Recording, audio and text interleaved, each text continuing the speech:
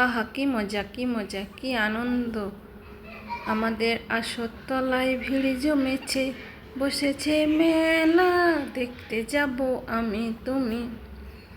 স্কুলে যে এভাবে বইমেলা হতে পারে আমার এই ধারণাটা ছিলই না। আসলে আমার চাকরি হয়ে গেছে প্রায় 15 বছর। আমি কিন্তু এই স্কুলের মধ্যে বইমেলা বসানোটা দেখে আসিনি, কিন্তু এই আশাতলা স্কুলে এসে আমার এটা নতুন দেখা। পরপর কয়েক বছরই বইমেলা বসছে, তারই ছবি তোলা নেই। আর এই বছর যেটা বসেছে তারই একটা ছবি আমি তুলে ধরলাম আমার এই ছোট্ট ক্লিপের মধ্যে।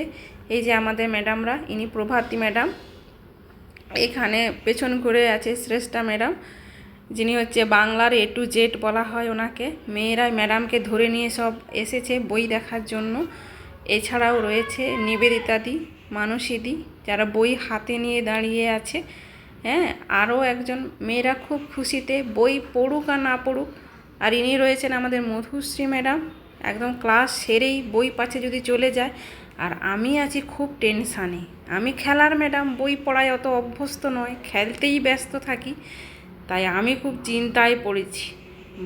বাচ্চারা সব বইমেলাতে ঢুকে গেছে, এত ভিড় আর ছোট জায়গা, ফলে কি হয় একটা একটা ক্লাসকে আমরা বের করি বই দেখার জন্য, বা যারা কিনবে তারা এখান থেকে কিনতে পারে, যিনারা এনেছেন বইগুলো দেখায়। আর সঙ্গে ম্যাডামরা থাকেন, ওদেরকে বলে দেওয়া হয়।